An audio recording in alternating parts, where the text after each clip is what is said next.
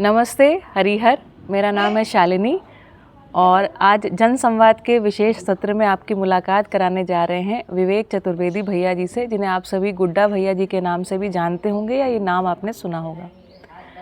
आपकी मुलाकात कई वर्ष पहले बाबा जी से हुई थी, है ना।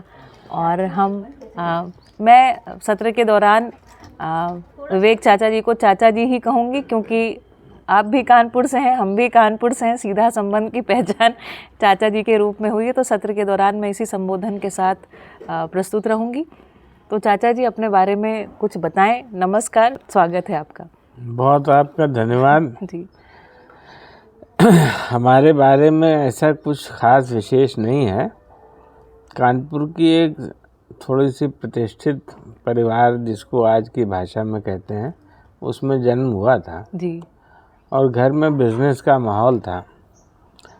तो कुछ ऐसे संयोग हुए कि हम खेती करने के लिए उत्सुक हुए। अच्छा। क्योंकि हमको ये समझ में आ गया था कि हम रोटी खाते हैं, रुपया नहीं खा सकते।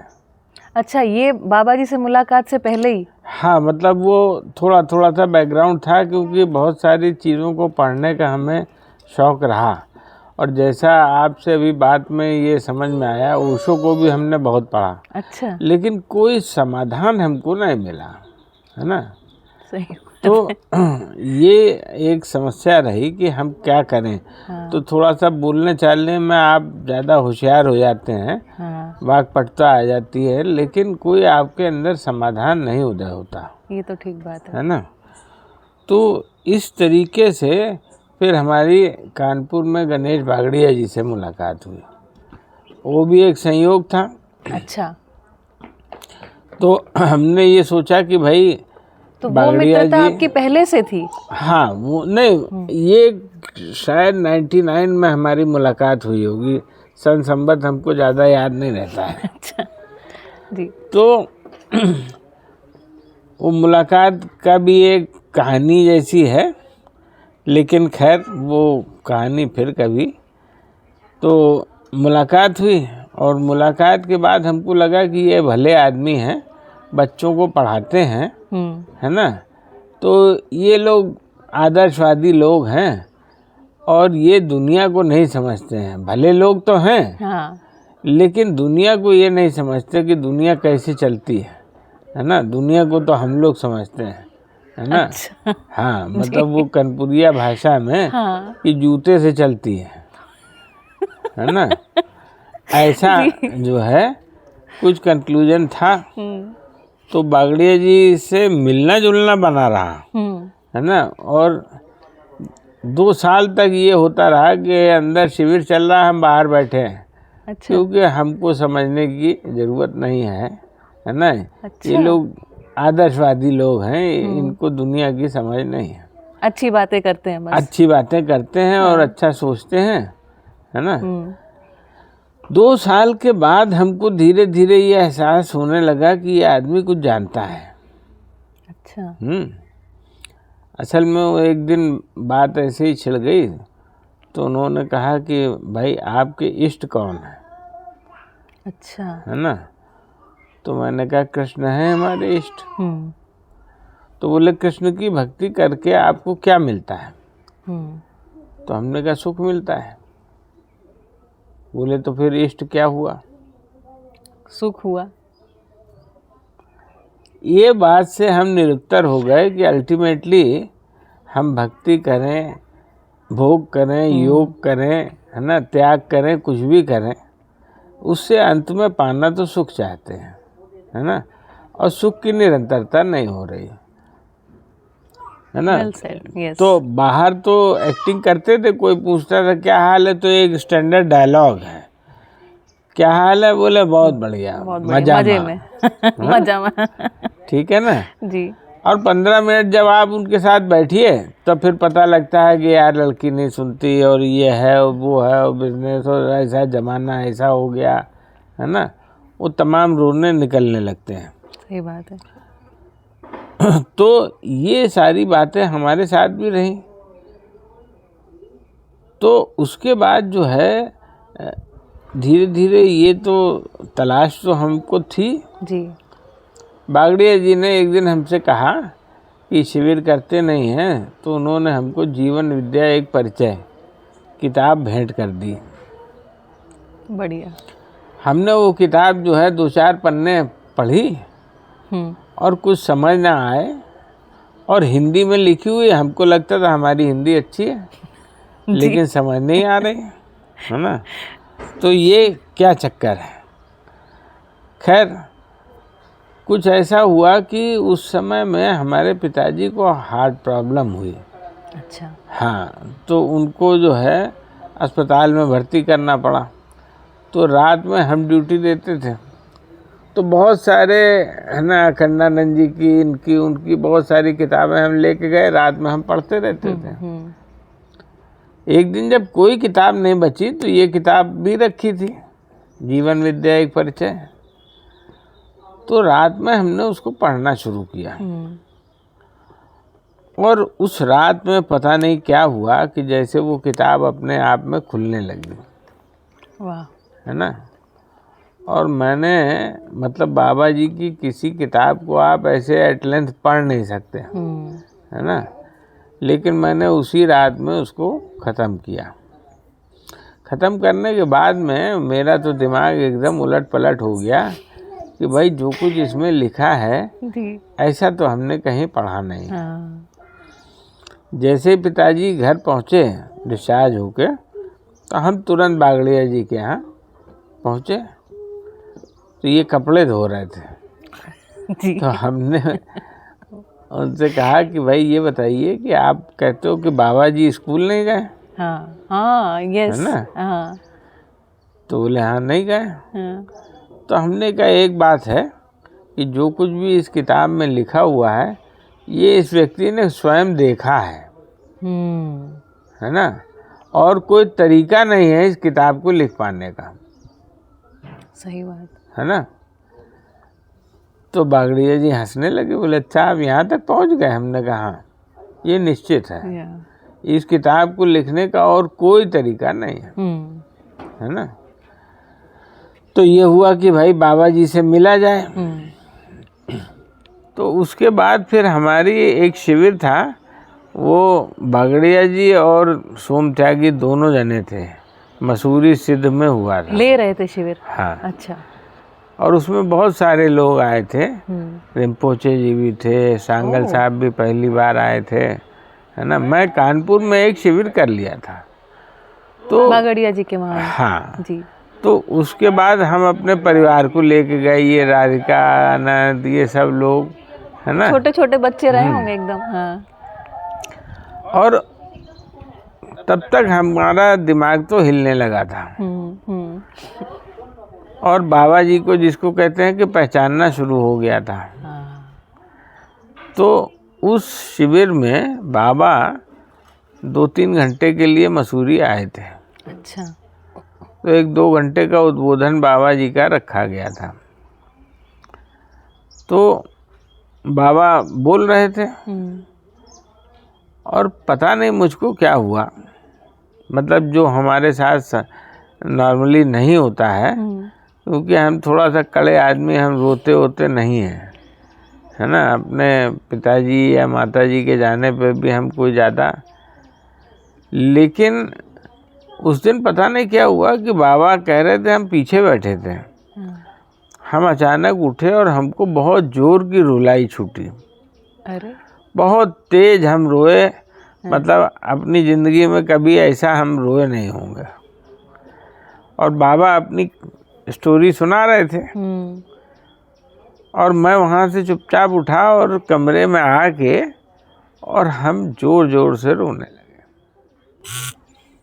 बागड़िया जी ने ये नोटिस कर लिया, तो ये पीछे पीछे आए, और इन्होंने हमको चुप कराने की कोई कोशिश नहीं की, बस ये हमारा हाथ पकड़े रहे और हम रोते रहे। तो बागड़िया जी बोले कि लगता है कोई घुंडी खुल गई है। अरे। है ना। सही बात है, कोई गांठ जो है वो खुल गई है। ऐसा जो है बाबा से मतलब love at first sight type का कुछ हो गया। सही बात है ना। उसके बाद भी हम अमरकंटक नहीं जा रहे थे, कोई काम ये वो फलाना। हाँ। तो हमारी तबीयत अचानक काफ़ी ख़राब हुई और हमारे पेट में बड़ा भयंकर दर्द हुआ।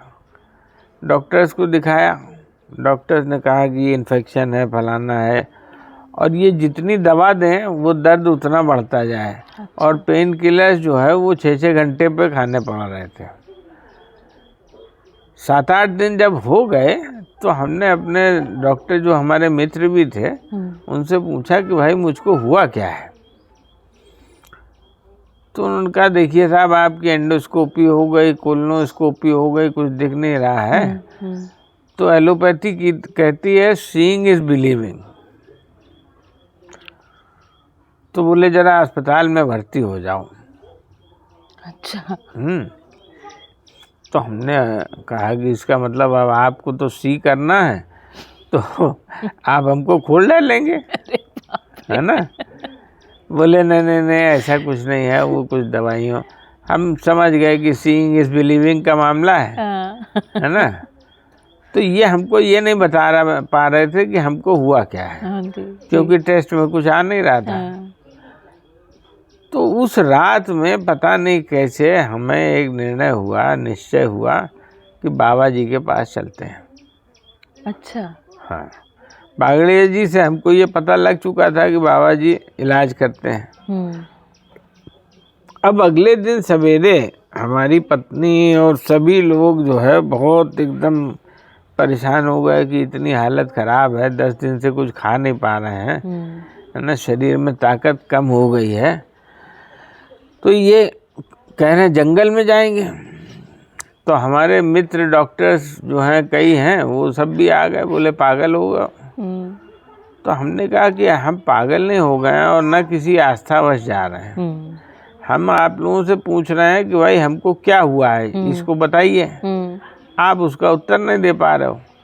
तो अब जो आदमी जानता है हम उसके पास जा रहे हैं। हम कोई भभूत दे देंगे और ऐसा कर देंगे, ऐसा नहीं है। हम किसी कॉम्पिटेंट आदमी के पास जा रहे हैं। उतना हम बाबा जी को पहचान चुके थे कि जिसने परमाणु से लेके सेल के बनने से लेके और पूरा स्ट्रक्चर बनने तक सब लिख दिया था। तो हम पहुँचे जी। और संयोग की बात कि गाड़ी में हम बैठे, साधन भैया को फ़ोन किया तो वो हंसे, बोले आप आ नहीं रहे थे ना, अब बुला लिए गए हो। अरे हाँ जी। तो इस तरीके से बाबा जी के साथ हम पहुँचे। बाबा ने नाड़ी देखी और नाड़ी देखने के बाद जो है उन्होंने कहा कि भाई ये दवा खाओ और नहा धो के आओ। बगल में एक लॉज थी, वहाँ पे हम सर्वोदय लॉज में चले गए जी। जब आए तो देखा कि आलू के पराठे और एक बड़ी विचित्र टाइप की जंगली टाइप की सब्जी बनी हुई थी। अच्छा। अब उन्होंने कहा खाओ। हाँ। अब हमारे मन में तो फोबिया हो चुका था कि कुछ भी खाते उल्टी होती है। हाँ। हमने कहा बाबा हम नहीं खा पाए, हम रोटी नहीं खा पाए। अरे बोले खाओ सब ठीक। अच्छा। और आप आश्चर्य करोगे कि जिस आदमी ने 10 दिन से कुछ नहीं खाया था, वो आदमी ने उसी समय 2 बड़े बड़े पराठे, क्योंकि भूख तो लग रही थी। हाँ। है ना जी। और उसके बाद से कभी ऐसा नहीं हुआ कि हमने तीनों मील ना लिया हो। ये पहली उसमें ही हो गया। उसके बाद फिर बाबा ने एक तेल दिया, इसकी मालिश करो, इससे हमारे इधर और पीछे दोनों तरफ दर्द होता था। अच्छा। Shooting pain. तो उन्होंने कहा कि ये लगाओ और सिकाई के लिए कुछ दे दिया। तो इस तरीके से जो है, तब वहाँ से कुछ जब ठीक हुए तो हमने पिताजी को अपने फ़ोन किया। हमने कहा कि ऐसे ऐसे कुछ आराम हो गया है। तो उन्होंने कहा कि जब तक बाबा न कहें तब तक आना नहीं। आपके पिताजी ने कहा? हाँ। अरे वाह। अच्छा, वही, क्योंकि उनका एलोपैथी से बहुत इलाज हो चुका था, तो वही अकेले ऐसे आदमी थे जिन्होंने पहले अनुमति दी कि चले जाओ। अच्छा। है ना। हाँ। तो इस तरीके से हम 10-11 दिन अमरकंटक रुके। अब वहाँ रुकने का मतलब तो एक ही था कि बाबा के साथ बैठे सत्संग, रहना, हाँ, है ना। जी। और उसने काफ़ी कुछ हमारे ज़िंदगी में बदलाव लाया। बाबा का अपना एक स्टाइल था, और मतलब बहुत कोई ऐसा नहीं कि बड़ी सीरियस एकदम गंभीर मुद्रा बना के बड़ी से बड़ी बात एकदम आसानी से होती थी। हाँ, एक छोटा सा उदाहरण आपको दे रहे हैं। जी। अभी शैलेंद्र जी पूछ रहे थे कि आपने खेती कैसे, तो हुआ ये कि जब हमने खेती करने की शुरुआत की तो हमारे बगल में एग्रीकल्चर यूनिवर्सिटी है, उसके कई प्रोफेसर हमारे मित्र थे। अब उनसे जब चर्चा करें तो वो कहें कि भाई यूरिया DAP नहीं डालोगे तो कुछ पैदा नहीं होगा।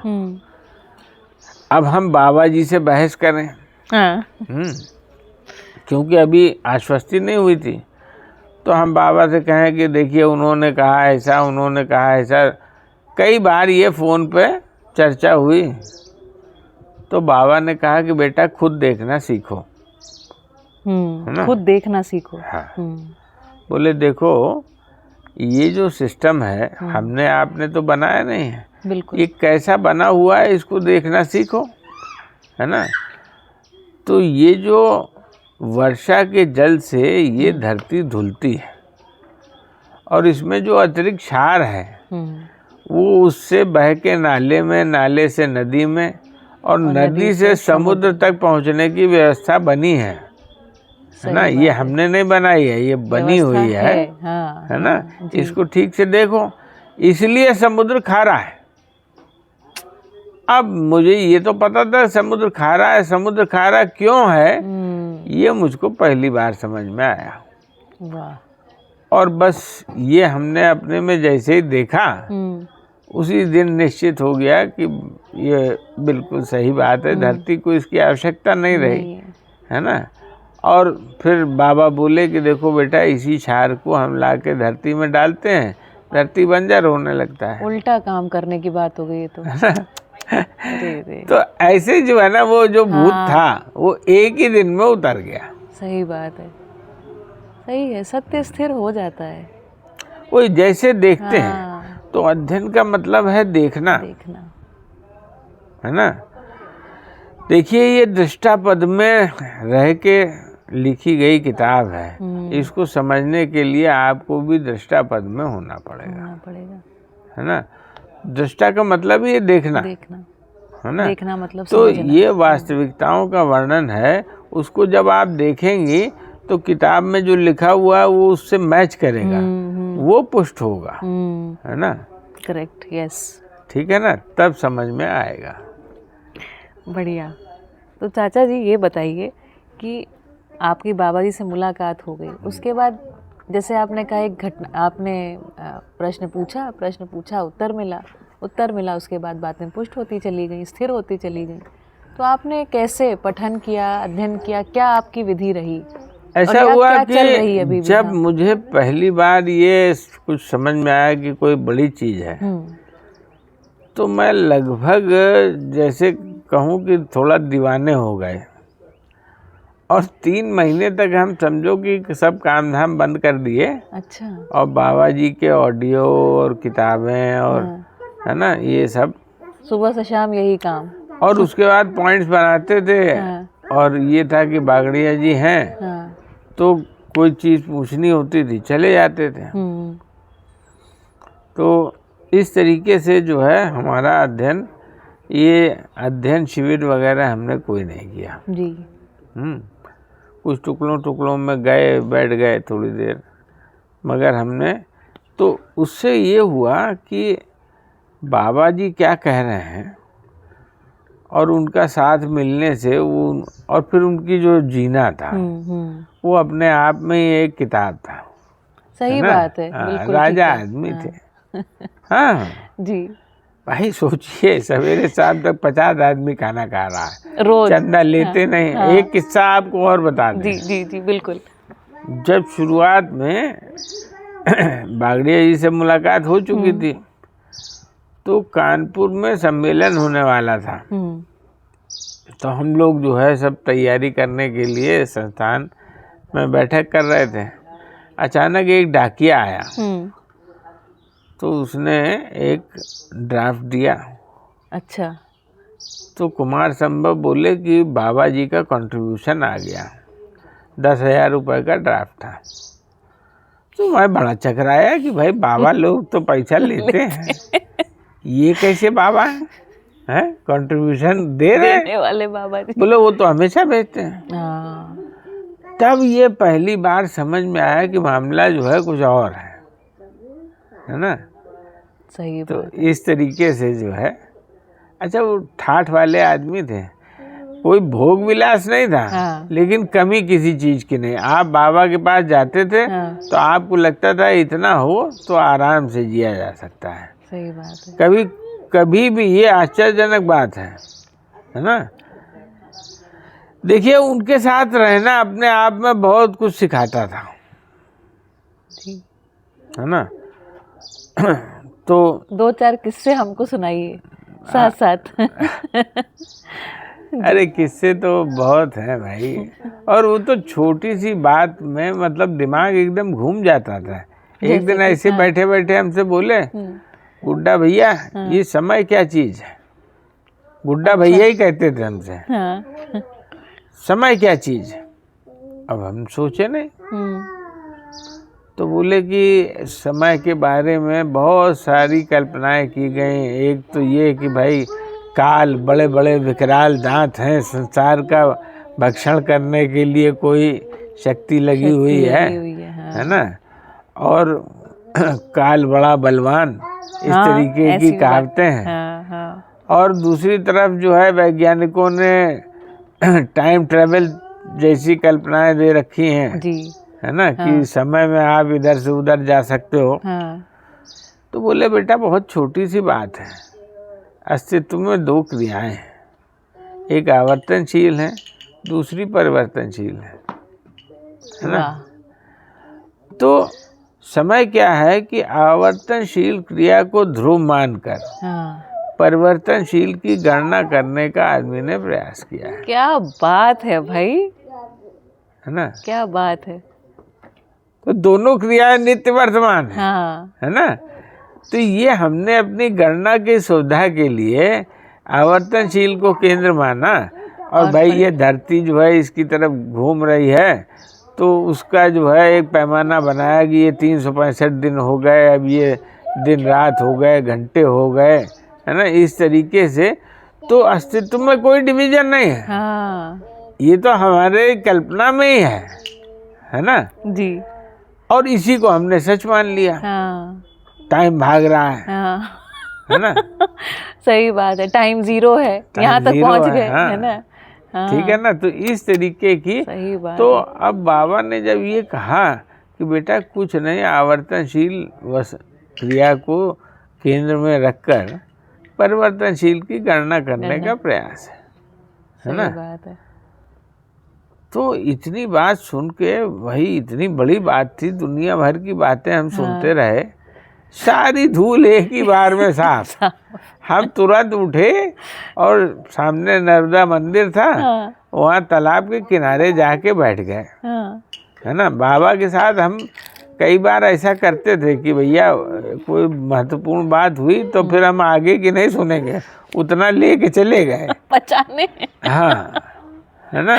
जी जी। तो अब मैं जब वहाँ बैठ के सोचता रहा कि अरे कितनी साधारण सिंपल बात है ना, इसको कितना क्लिष्ट बना दिया। सही बात है ना। मुझे लगता है 5-6 शब्द ही है पूरी बात को कहने में। बिल्कुल। हाँ। नहीं तो बाबा स्वयं कहते थे, और भाई गजब आदमी थे। तो एक दिन उन्होंने कहा कि देखो बेटा, ये सारी बात तो 5 शब्दों में हमने लिखी थी, है ना। जब मैंने अस्तित्व को देखा, है ना, तो हमने इतना ही लिखा था कि अस्तित्व सह अस्तित्व के रूप में है, इसमें विकास क्रम है, विकास है, जागृति क्रम है, जागृति है। तो लोगों ने कहा कि भाई ये समझ में नहीं आएगा, ये कैसे समझेंगे जी। तो उसको और डाइल्यूट किया, तो उसके लिए और कुछ साहित्य लिखा, हाँ। है ना। फिर उसी को फैलाते फैलाते, हम्म, है ना, यहाँ तक इतना सारा साहित्य की रचना हुई। तो बाबा की क्लास बात ये थी कि जैसे उन्होंने कहा कि मैंने जब पहले ये बात को रखा, 3 दिन तक रखने के बाद में लोगों से पूछा कुछ समझ में आया? हाँ। उन्होंने कहा कुछ समझ में नहीं आया। अच्छा। तो बोले कि मैंने ये सोचा कि देखो ये लोग तो समझना चाहते हैं, मैं नहीं समझा पा रहा हूँ। ओह, व्हाट ह्यूमिलिटी है। तो नहीं, तो अब क्या है कि अपनी शैली, अपनी चीज़ों को डाइल्यूट किया, है ना, मतलब ये तो समझना चाहते हैं। हाँ, कैसी आश्वस्ति रही होगी जरा सोचिए, है ना, सही बात है। कि संसार तो समझना चाहता है, मैं नहीं समझा पा रहा हूँ, तो अपने को और डाइल्यूट किया, हाँ, है ना, विधिवत अपनी शैली को बदला, है ना, कि जिससे वहाँ तक पहुँच जाए।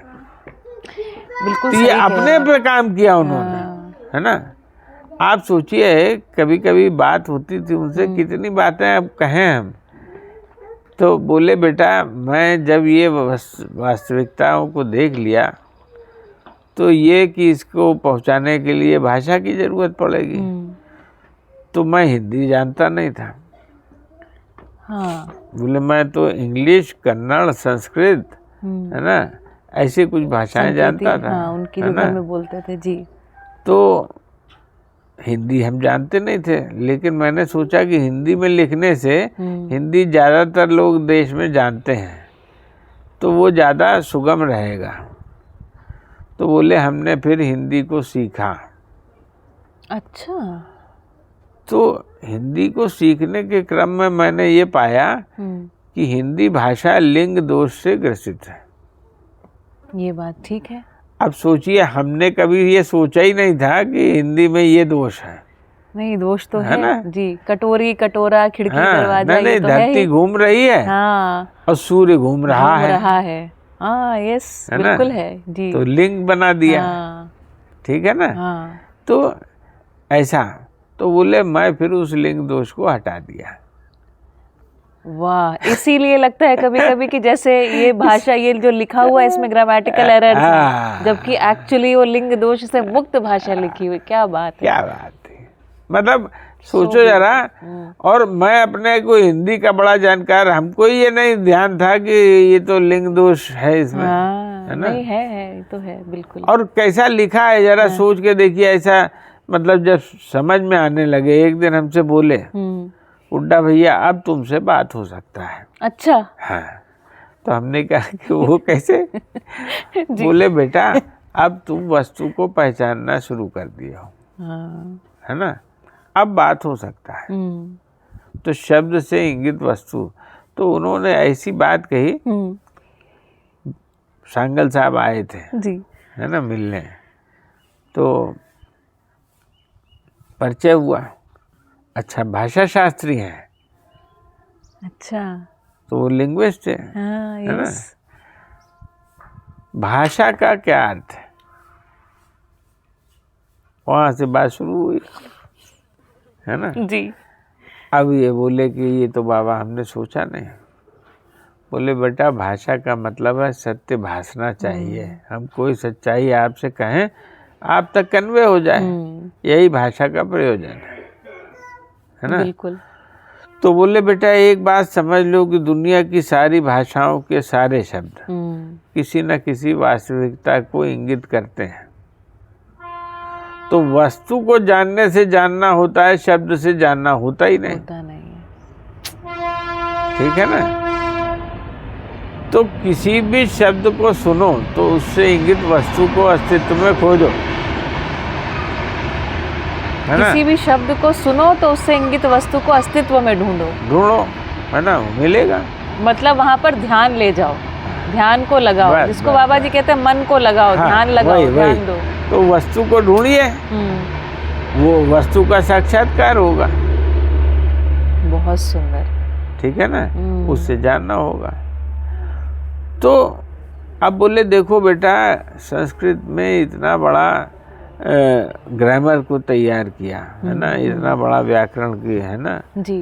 पाणिनि ने इतना बड़ा रचना किया, और ग्रामर पे जोर देने के कारण इतना शानदार भाषा लुप्त हो गया। हाँ, ये सही बात है ना। बोले अभी देखो ये अंग्रेजी में इतना बड़ा ग्रामर इन्होंने तैयार किया, अभी इंटरनेट की भाषा में तुम लोग कैसे लिखते हो, YOU की जगह यू लिख देते हैं सिर्फ। ARER की जगह आर का साइन बना देते हो, TWO2 की जगह 2 का साइन बना देते हो, अक्षर बना देते हो, है ना। जी जी। तो सारा व्याकरण धरा रह गया। हाँ, सारे संसार में इंटरनेट की भाषा यही हो गई। क्यों? क्योंकि भाषा का प्रयोजन ही इतना है कि वास्तविकता कन्वे हो जाए। व्याकरण का बहुत कोई औचित्य है नहीं, मतलब है। देख लो, बाप रे बाप, है ना। और शिक्षा में हम कितना मतलब व्याकरण पे बहुत लगे हुए हैं, जोर दे रहे हैं, जबकि उसका उतना सा मतलब है कि कोई बात जो कही जा रही है आप तक कन्वे हो जाए। तो इस तरीके से वो तो मतलब जब बैठो तो कोई ना कोई ऐसी मतलब कितनी तगड़ी समीक्षा है, मैं देखती हूँ, और कितनी सरलता से इतनी बड़ी बात को कह दिया और इतनी बड़ी बात को दिखा भी दिया कि देखिए इसका कोई बहुत औचित्य है नहीं। बिल्कुल।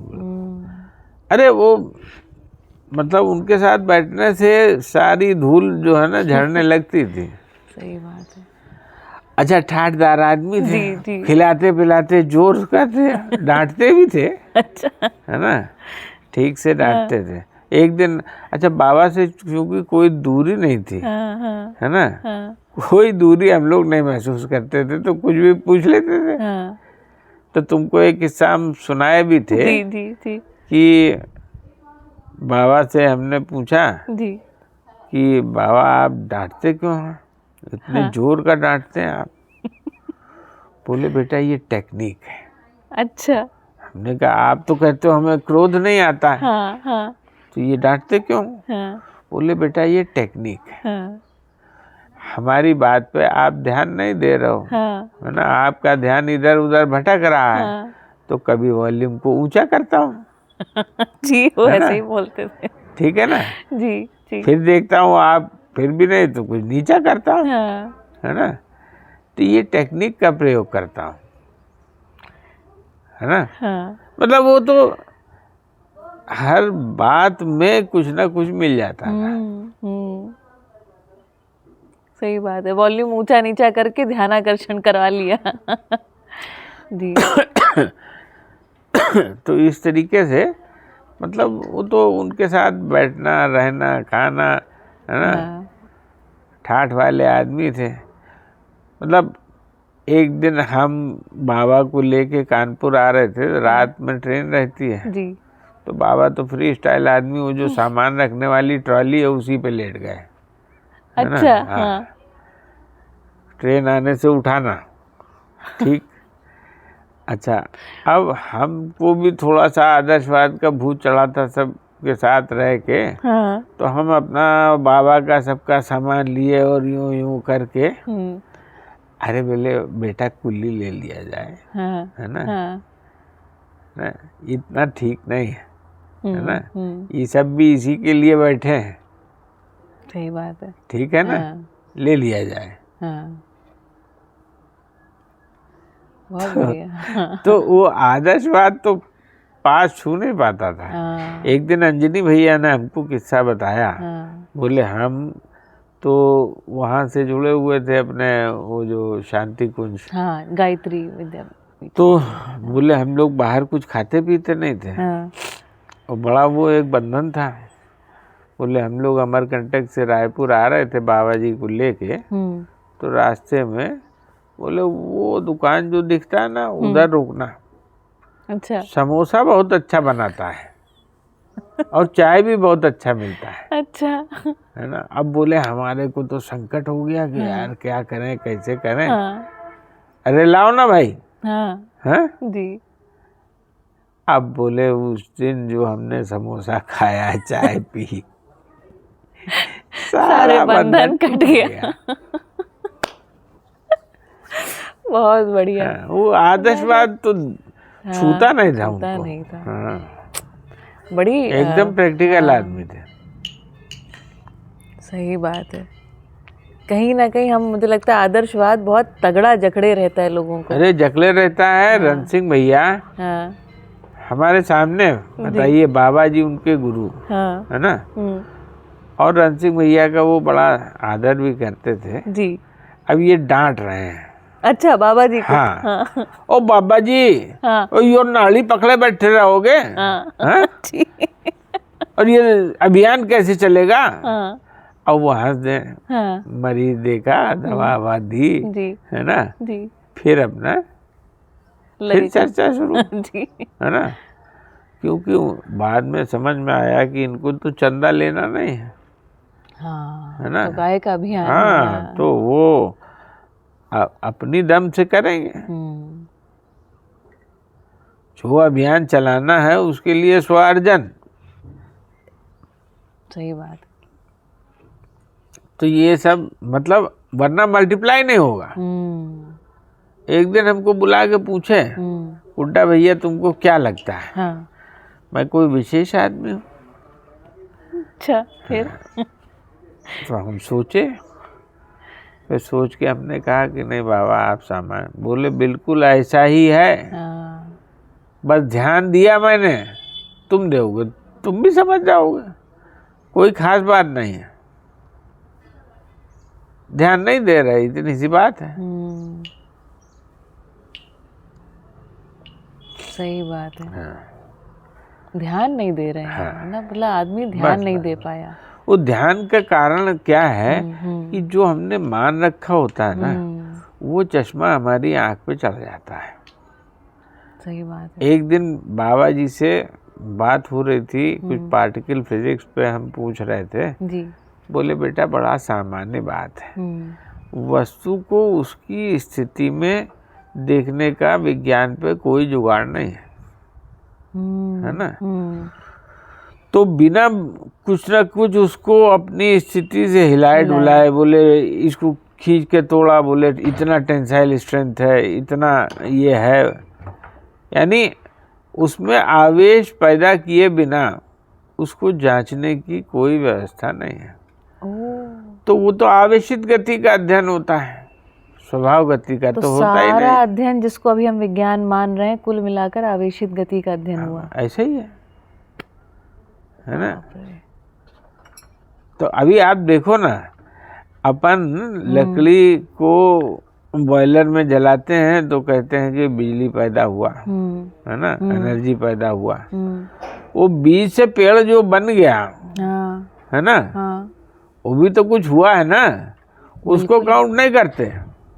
मतलब अस्तित्व में जो व्यवस्था है उसको नहीं देख पा रहे। उसको नहीं देखा, अपन कुछ किए, इसको मान अभी रहे हैं। हम देखते थे IIT में रोबोटिक्स में, बोले साहब वो कंप्यूटर, वो रोबोट बनाया है। हाँ। वो एक पानी का गिलास लेके चलना मुश्किल था उसके लिए, है ना जी।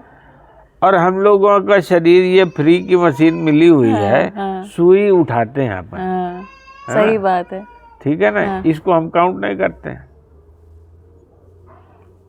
तो सारी जो इलाज में, दवा इलाज में भी जो प्रॉब्लम्स हैं कि मशीन डिपेंडेंट है, लेकिन ये तो सुपर मशीन है ही, इस पे ध्यान तो दो, ये खुद ही बता देगी।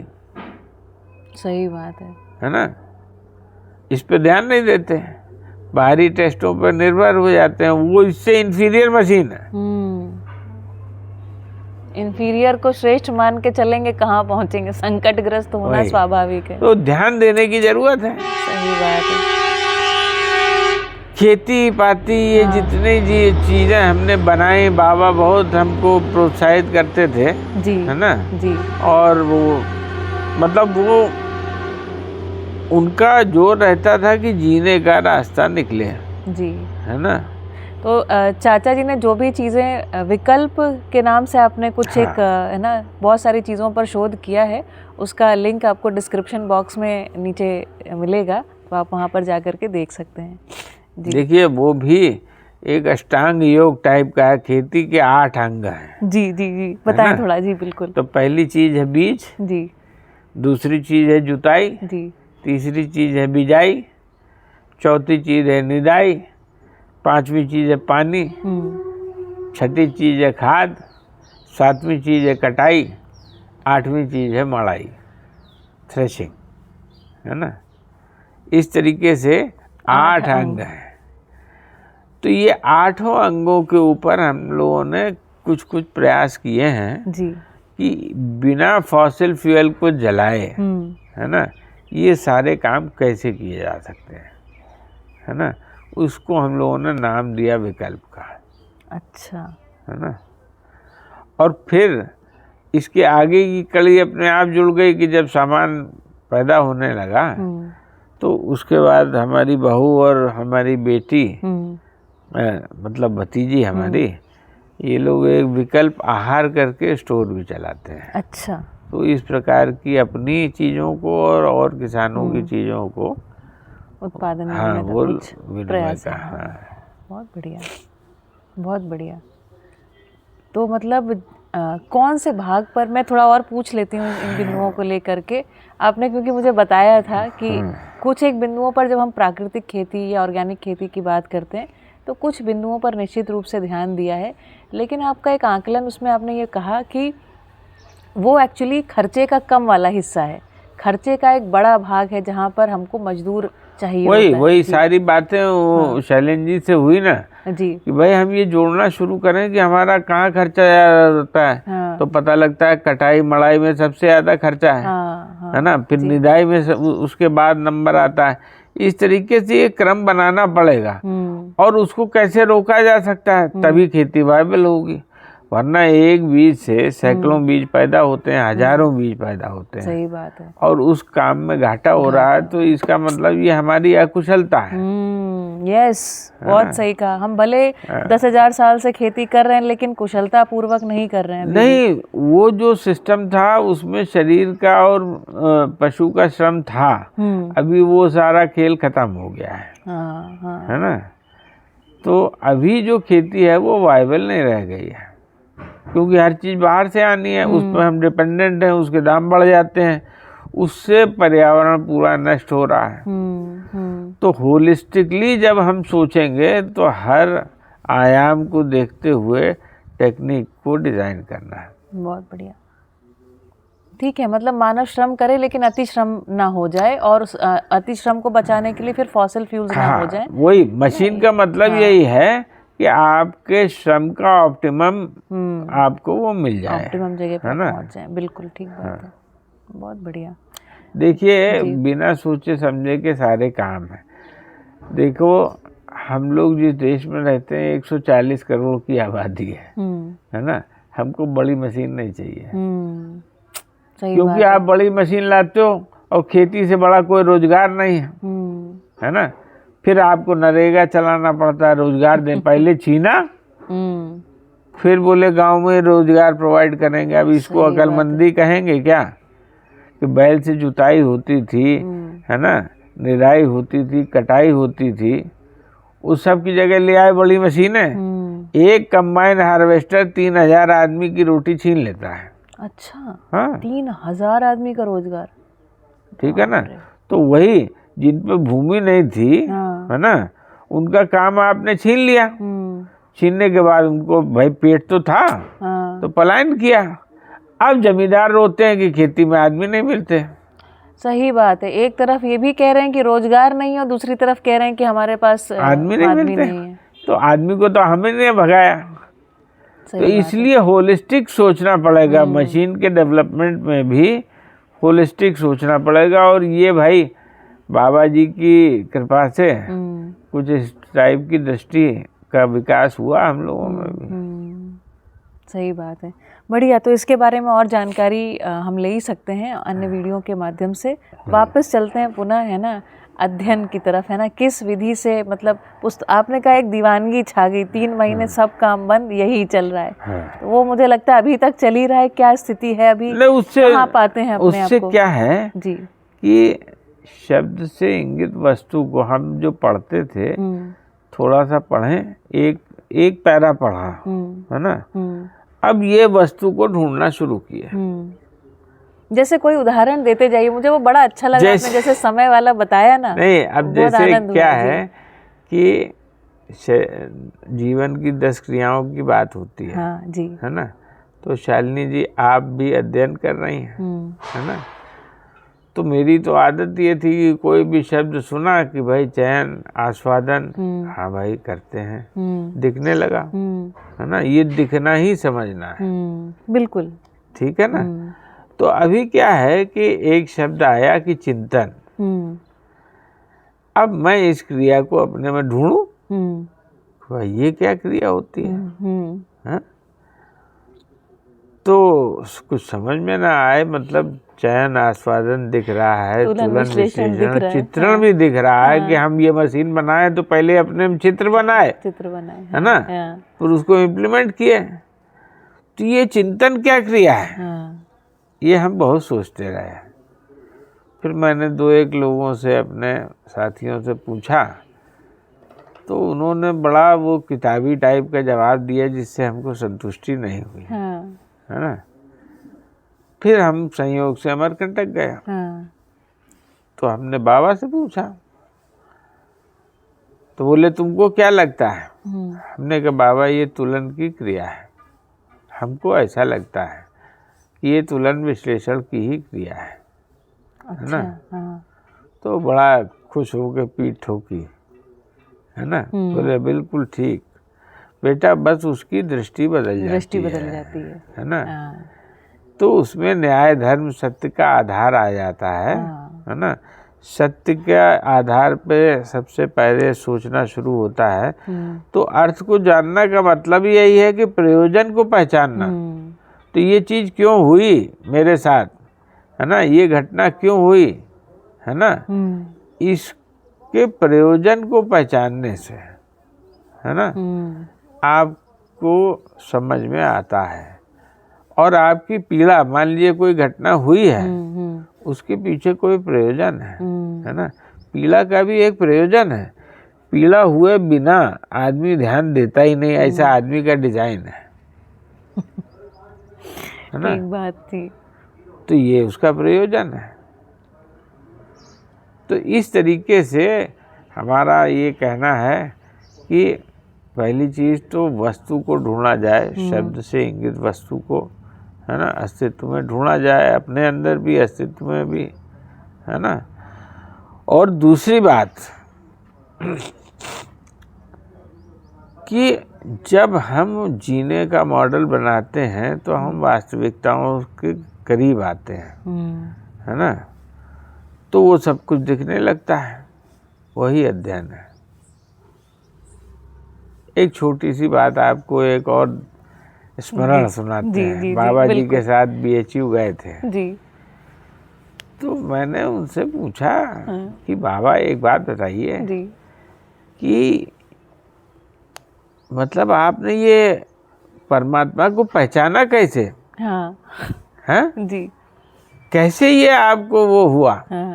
हाँ? क्योंकि इसमें तो कोई क्रिया ही नहीं है। तो आखिर ध्यान गया कैसे? बोले बेटा परंपरा से मुझे एक शब्द मिला था, ब्रह्म व्यापक, है ना? अब व्यापक क्या वस्तु है उसको मैं ढूंढ लिया।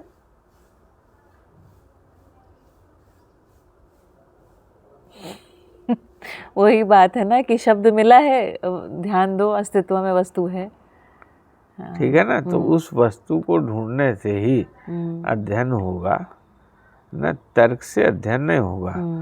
वो जो वस्तु है उसका प्रयोजन समझ में आने से वो पूरा तर्क उसमें फिट हो जाता है। जी बिल्कुल बिल्कुल।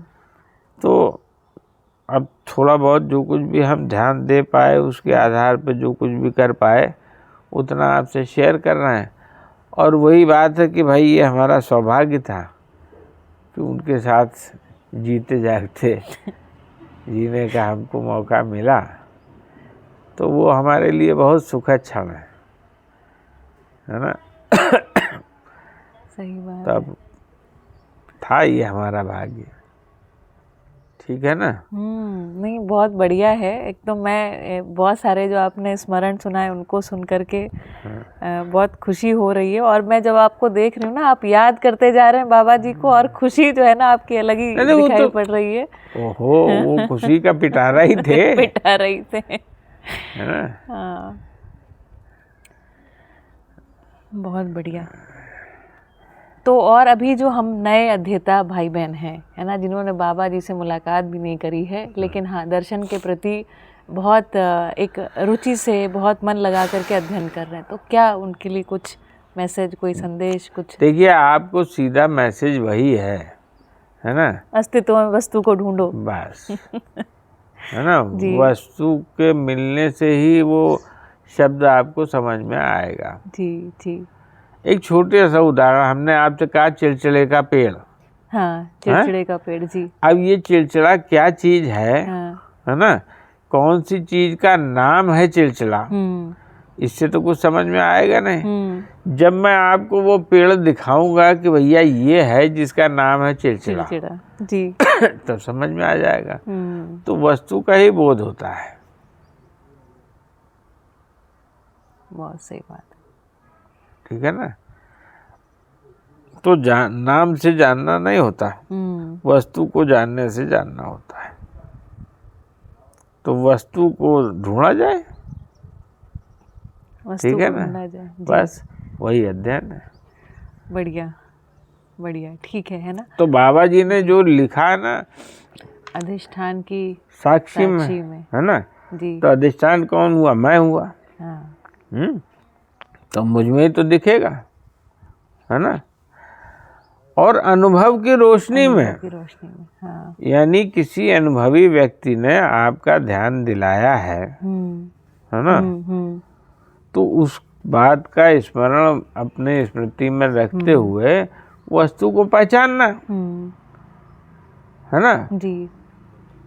वो आपके अंदर पहले से बना हुआ है। देखिए, ये बड़ी टेक्निकल बात है, क्योंकि प्रतिबिंबन है, हाँ। सत्य का प्रतिबिंबन आप में बना ही हुआ है, वो मैच कर जाता है, साक्षी मिल जाता है। ये इसको कहा है अधिष्ठान की साक्षी में, है ना। जैसा मैं समझाऊं भाई, हो सकता है इसमें कोई कमी हो तो उसको सुधार लिया जाए, है ना। हमारी तो जरा मोटी बुद्धि है। नहीं, बिल्कुल ठीक बात है। न्याय, इसी को तो कह रहे हैं, न्याय धर्म सत्य है, वो सभी को स्वीकार होता ही है। बेटा, पहले सत्य समझ में आता है ना। तो सत्य क्या है कि भाई व्यापक वस्तु और इकाइयां हैं, इतना ही सत्य है। तो ये इकाइयों में परस्पर पूरकता के अर्थ में ये संचालित हैं, ये समझ में आने से धर्म को समझ में आया, है ना। तो अब इसमें हमारा रोल तय हुआ, वही न्याय है ना। तो रोल क्या तय हुआ कि परस्पर पूरकता के आधार पे जीना है, यही हमारा आचरण होगा। ये हमारे को एक थंब रूल मिल गया, उपयोगिता पूरकता सिद्धांत, वो सब कुछ आ गया, है ना। हाँ जी, सही बात है। नहीं, बिल्कुल ठीक है, बिल्कुल ठीक है। तो अब ये जब आपने देखा कि भाई ये पेड़ है, इससे पत्ती नीचे गिरा है ना, तो इसका क्या प्रयोजन है। तो फिर बहुत सारी बातें समझ में आएंगी कि इसकी पेड़ की गहराई में जड़ें हैं, वहाँ से ये मिनरल्स को अपटेक कर रही है, फिर इसके माध्यम से धरती में मिनरल की सप्लाई चेन बनी हुई है। बिल्कुल बिल्कुल, है ना। तो पतझड़ होता है, ये सारी चीजों का प्रयोजन समझ में आने लगेगा। बिल्कुल सही, वही जानना है ना। ठीक बात। और उस जानने से आपको मजा आ जाएगा। जैसे ही आप कुछ जानोगे आपको मजा आ जाएगा, यही अनुभव है। बहुत बढ़िया, है ना जी। तो ये क्रम से घटने वाली घटना है। जैसे जैसे वस्तुओं का बोध आपको होता जाएगा, है ना, उसका मजा आने लगेगा। आ ही रहा है, इसमें कोई दो राय नहीं है। वही है अनुभव मूलक आस्वादन, है ना, उसकी निरंतरता है। ठीक है, बताएंगे कौन सा, कोई भी बाबा जी का हम स्मरण। सोचना क्या है भाई, है चलिए तो ठीक है। भरे पड़े। तो बाबा के साथ में जैसा हमने आपको बताया, कोई दूरी तो रहती नहीं थी। हाँ हम लोग बाद में सोचते हैं कि देखो हम अपने गुरु से क्या सवाल पूछ रहे हैं। हाँ हाँ जी। हाँ? क्योंकि कोई दूरी नहीं थी। तो BHU में जैसे हम गए तो उनका एक स्टाइल था कि भाई मैंने अस्तित्व को देखा है, हाँ है ना, जी। और जितने भी सवाल हैं वो अस्तित्व के अंदर ही हैं, तो आप कोई भी विषय पे हमसे बात कर सकते हो, है ना। ऐसा उनका कहने का ढंग था। तो लौट के आए तो हमने कहा जी कि बाबा जी ये कुछ एरोगेंट नहीं लगता है क्या, जाके सीधा बोलते हैं, हमको सब आता है, पता है, देख है ना। जी। तो बोले गुड्डा भैया तुम गाड़ी चला लेते हो। हाँ हमने कहा चला लेते हैं। हाँ बोली ये एरोगेंस है क्या। हाँ हाँ। है बोले मैं भिंडी की सब्जी बना लेता हूँ, है ना, मैं ये सूचना तुमको दे रहा हूँ, और तुम चाहो तो तुमको भिंडी की सब्जी बनाना सिखा भी दूंगा। जी जी। ये खाली सूचना है, ना एरोगेंस है ना मिलीगेंस है ना। जी चूंकि ऐसी सूचना पहले कोई दिया नहीं तो तुमको ये एरोगेंट लगता है।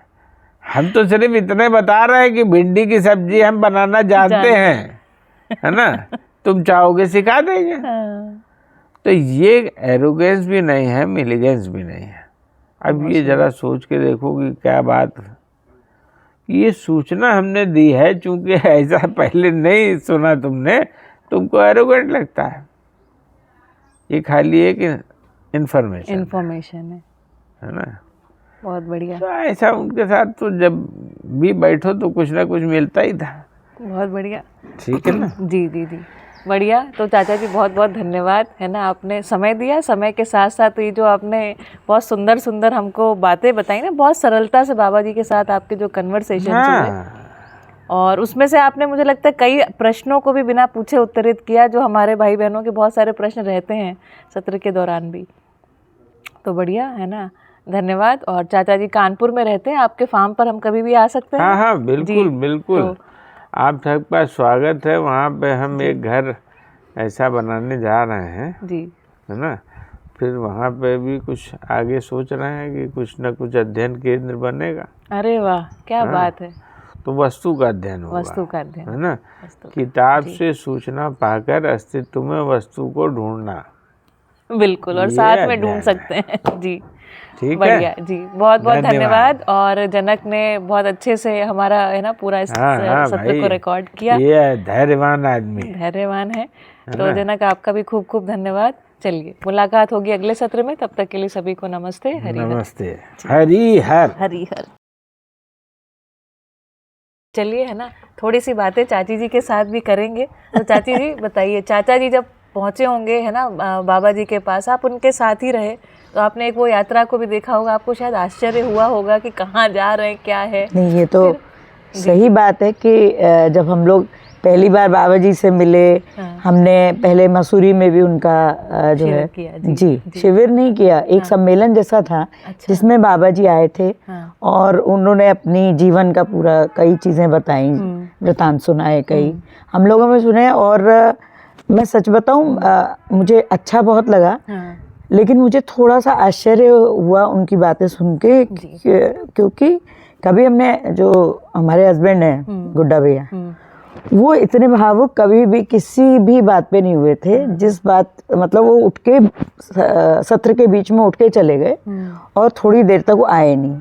तो थोड़ी उत्सुकता हुई कि ऐसा क्या हो गया, क्योंकि बैठे बैठे मैंने महसूस किया था कि कुछ भावुक हो रहे हैं, और मैंने इतनी भावुकता उनके अंदर कभी देखी ही नहीं थी। तो मुझे थोड़ा आश्चर्य हुआ कि ऐसा, मतलब ठीक है वो बोल रहे हैं ऐसा, वो सब कह रहे हैं, लेकिन इसमें इतना भावुक होने की क्या बात। सही बात है।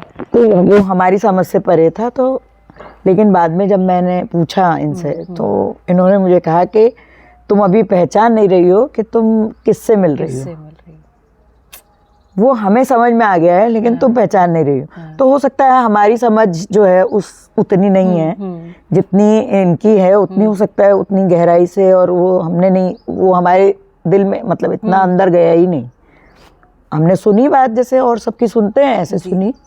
ये तो जरूर लगा कि बाबा कुछ और जो लोग हैं उनसे थोड़ा हटके बात बता रहे हैं, कुछ हटके सोचते हैं, कुछ हटके वो कर, लेकिन ऐसा कुछ कि इतनी मतलब उस क्षण में परसीव नहीं हुआ, बिल्कुल नहीं हुआ, हमें तो नहीं हुआ। लेकिन फिर आप चाचा जी के साथ अमरकंटक जाते होंगे? फिर हम अमरकंटक भी गए, हमने इनके साथ शिविर भी किए। और सही बताते हैं भैया, हम तो अभी भी उस बात को बार बार कहते हैं कि सोम सर का हमने शिविर किया पहला मसूरी में ही जी। तो हम लोगों ने सिद्ध में किया था हम लोगों ने वो शिविर। तो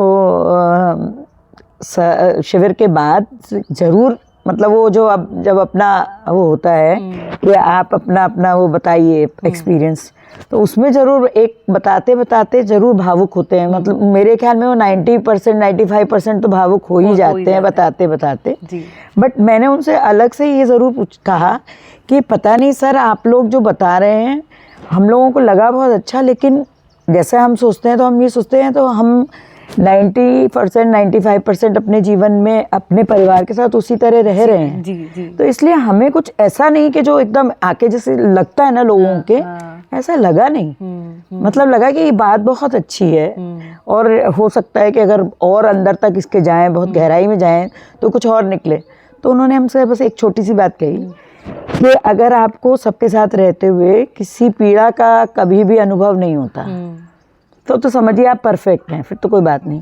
लेकिन कहीं कभी भी एक आदमी से भी आपको पीड़ा है तो कहीं ना कहीं कुछ कमी है आपकी, आपके जीवन में कोई कमी है तो उसकी पीड़ा है, वो उस आदमी की नहीं है, उस आदमी की वजह से नहीं है, उस आदमी की नहीं है, आपकी पीड़ा है, वो आपकी समझ की ही पीड़ा है।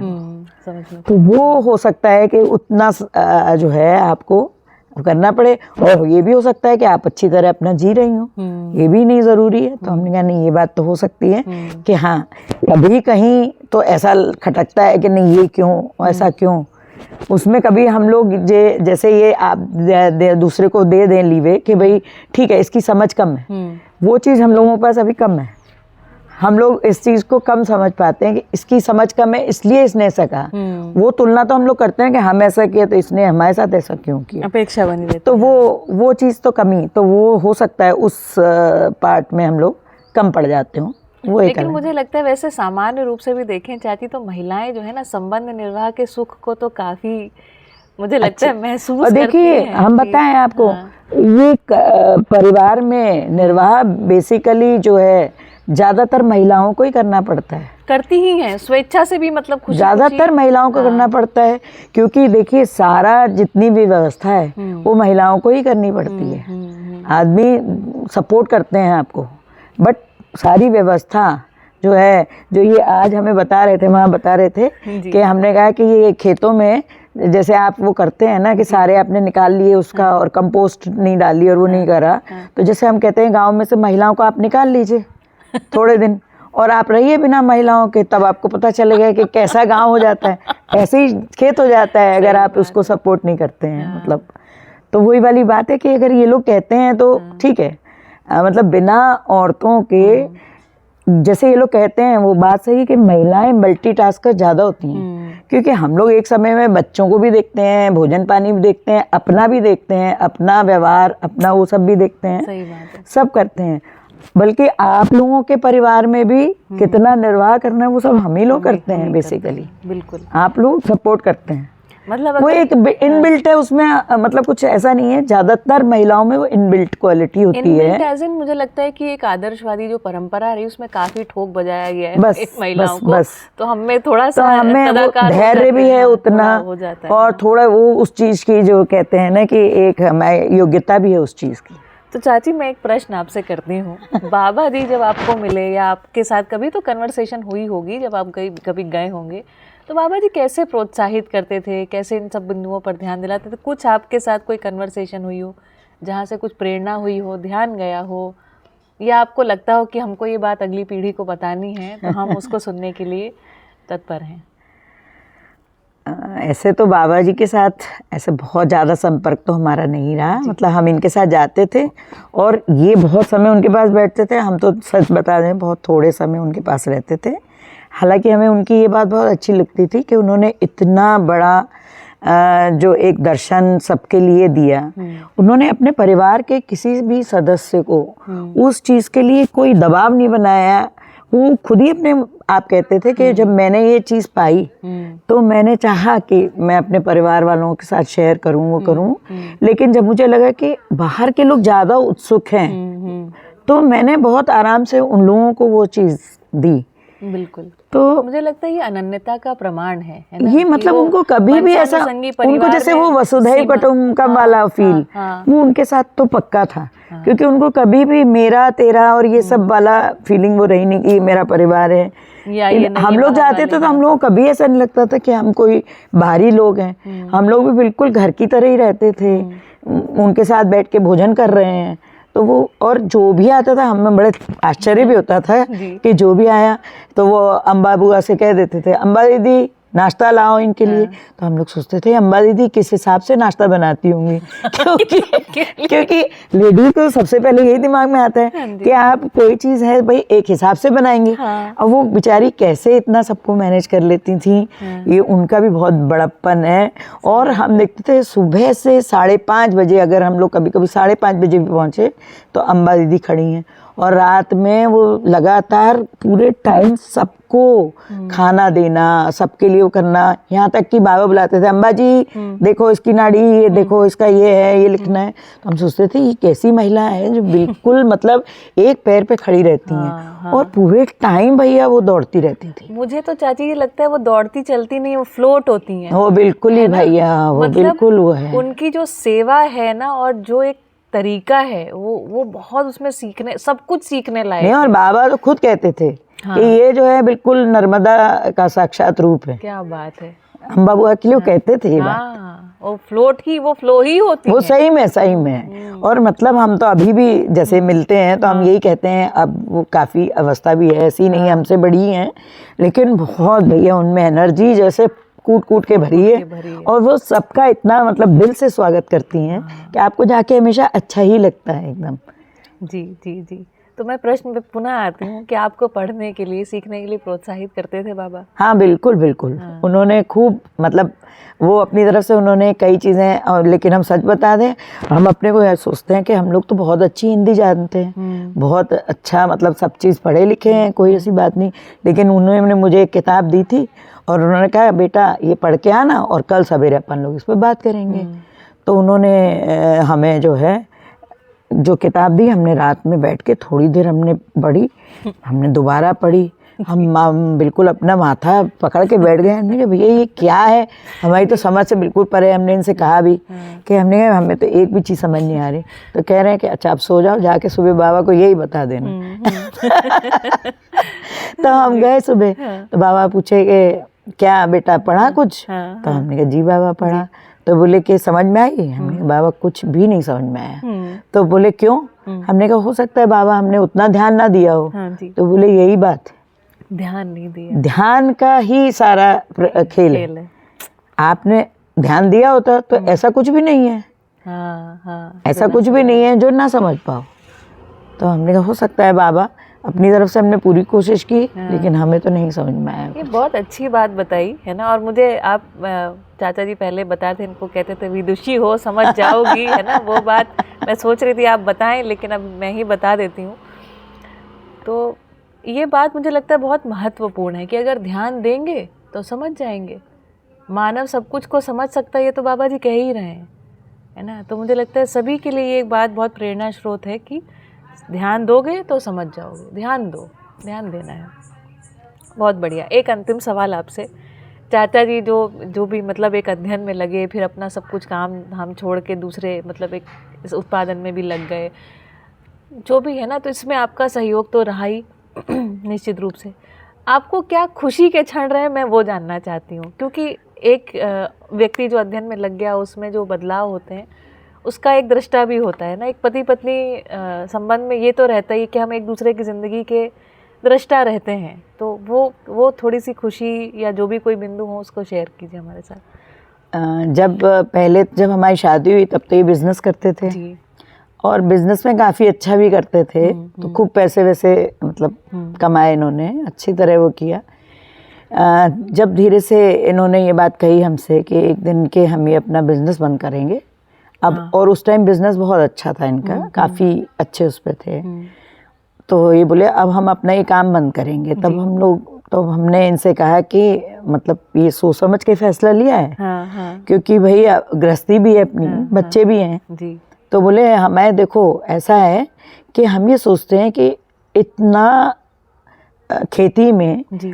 किसान लगे हुए हैं, आए दिन हम सुनते हैं किसी ने आत्महत्या कर ली, किसानों को बेचारे बहुत परेशान हैं, तो हम ये सोचते हैं कि ऐसा क्या है कि अगर खेती में एक दाना डालने से तो 100 दाने उगते हैं, तो ऐसी क्या चीज़ है जो उनको विवश कर देती है कि वो मर जाते हैं, अपनी मतलब जान दे देते हैं। तो ऐसी क्या बात है, ऐसी क्या कमी है खेती में? तो अपने लोगों को रोटी कपड़ा मकान की तो चिंता है नहीं, और वो अभी नहीं, कई सालों तक के लिए अपने पास है। तो अगर हम लोग उसमें एक्सपेरिमेंट नहीं करेंगे तो कौन उसमें जाएगा? बेचारा गरीब किसान तो अफोर्ड ही नहीं कर सकता है। तो अगर हम भी ये काम नहीं करेंगे तो कौन करेगा? तो हमने इनसे ये भी कहा हम ही क्यों, हमने कहा हम ही क्यों, हम लोग अच्छी तरह रह रहे हैं। तो इन्होंने कहा देखो अभी जितना धन अपने पास है वो तो ऐसा है कि ठीक है, हमारे उसके लिए भरपूर है। अगर हम इस में ही व्यापार में ही लगे रहे और पैसा घर में आएगा तो जो हमारी अगली पीढ़ी है वो भोग के अलावा कुछ सीखेगी नहीं। सही बात है। वो केवल भोग ही जानेगी, क्योंकि उसको कोई किसी चीज़ के लिए, और वो हमको देख के ही काम करेगी। अगर हम खाली कमाना और वही करेंगे तो वो भी यही सीखेंगे। सही बात। भाई कमाना और उड़ाना, आप कमाते हो और फिर उसको आप सोचते हो अब इसको कहाँ, अब इसको कहाँ उड़ाएं, क्योंकि आप रख तो सकते नहीं हो, एक लिमिट के बाद तो आपको उड़ाना ही लगता है ना। तो उन्होंने कहा कि ऐसा है कि बच्चे हमारे जो अगली पीढ़ी वो अपनी खराब ही होगी, तो हम ये चाहते हैं कि हम ऐसा काम करें कि हमारे बच्चे भी देखें कि कोई हम सार्थक काम कर रहे हैं और वो भी उस सार्थकता को सीखें। इसलिए जब उन्होंने ये बात कही तो वो बात हमारी समझ में आई, और थोड़ा हमने विद्या का ये एक उपकार रहा कि जैसे हमें पहले घबराहट होती है, आदमी को सबको ही घबराहट होती है भविष्य में क्या होगा क्या नहीं, तो एक विद्या की ये उपकार हम लोग मुझ पे जरूर रहा कि वो एक आश्वस्ति रही कि कुछ नहीं होगा तो मतलब अच्छी तरह रहेंगे तो सही, ठीक है बहुत भोग के लिए आपके पास नहीं होगा लेकिन खाने पीने की और इसकी कमी नहीं होगी, दिक्कत नहीं होगी, तो रहेंगे अच्छी तरह ही। और भगवान की दया से अच्छे परिवार में हैं, अच्छे लोगों का साथ है। हालांकि हमारे जो परिवारी जन थे, जो इनके भाई बंधु, और कई बार उन लोग बैठते थे तो वो लोग कहते थे कि अरे यार इनका दिमाग बिल्कुल ख़राब हो गया है, बताओ कोई इतना चलता हुआ बिजनेस छोड़ के ये सब क्या करने में लग गए हैं। तो हमें कभी कभी फिर चिंता भी होती थी कि ये लोग जो है कह रहे हैं ये तो पगला गए हैं, इनको कहीं दिखवाओ इनको दिखवाओ साइकेट्रिस्ट से, कहानी चाची सबकी है इनको साइकेट्रिस्ट को दिखवाओ ये पगला गए हैं, इनको वो करवाओ। लेकिन फिर भी पता नहीं कहीं हमें अंदर से आश्वस्ति थी कि ये कुछ ठीक ही कर रहे हैं। मतलब कुछ शुरू में थोड़ा सा मतलब झुंझलाते भी थे और इतना तक हो गया था कि एट टाइम्स हम इनसे कह देते थे अब हमसे विद्या की बात बिल्कुल भी मत करना। मतलब हम जब कहें कि हमें ये पूछना है बताना है तभी करना, हम दिन भर विद्या की बात नहीं सुनेंगे। हमारी राधिका तो बहुत ही वो हो गई थी, वो बोलती थी बागड़िया सर को घर में मत मम्मी आने दो, बागड़िया सर पापा को ले जाते हैं, पापा को ले जाते, उनको लगता था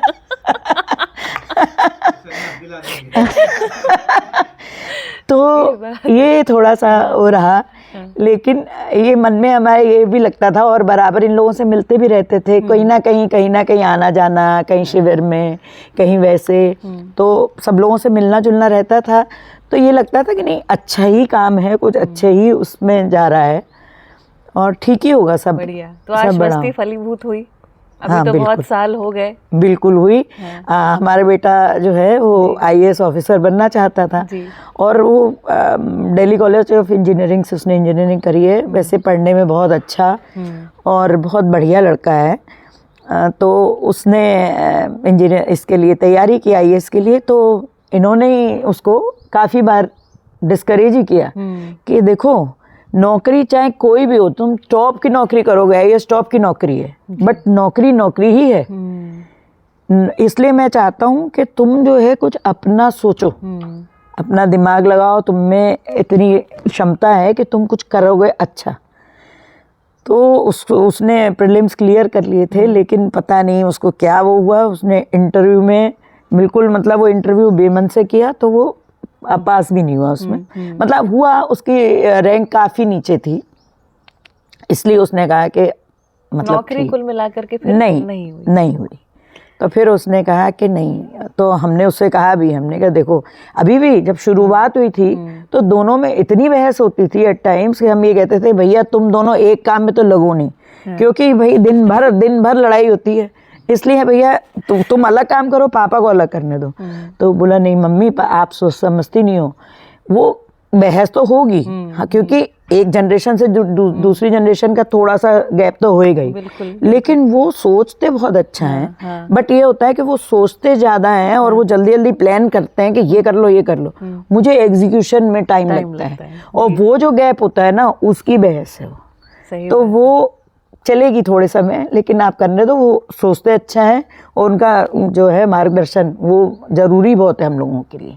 बहुत बढ़िया। तो एक कहीं ना कि मुझे लगता है संबंध की स्वीकृति धीरे धीरे हाँ, बनती है, तर्क की और जो भी जैसा विचार है उसके साथ भी आने में समय लगता है। तो वो भी अनंत भाई को थोड़ा समय लग रहा है और वो लगा रहे हैं मुझे लगता है। हाँ। और साथ में मैं सोचती हूँ चाची है ना, एक बहुत बड़े हम परिवार का धीरे धीरे हिस्सा बनते जा रहे हैं। बिल्कुल जो ऐसा परिवार जो सहअस्तित्ववादी विचार के साथ अपने आप को लगाए हुए है। उसी क्रम में हमारी आपसे मुलाकात भेंट हो गई, नहीं तो कानपुर रहते हुए तो नहीं हुई थी। बिल्कुल ठीक है ना। तो मुझे लगता है बहुत बहुत धन्यवाद चाची, है ना। और हम इसको रिकॉर्ड करके आपके साथ शेयर ठीक है। तो बढ़िया सभी को नमस्ते, है ना।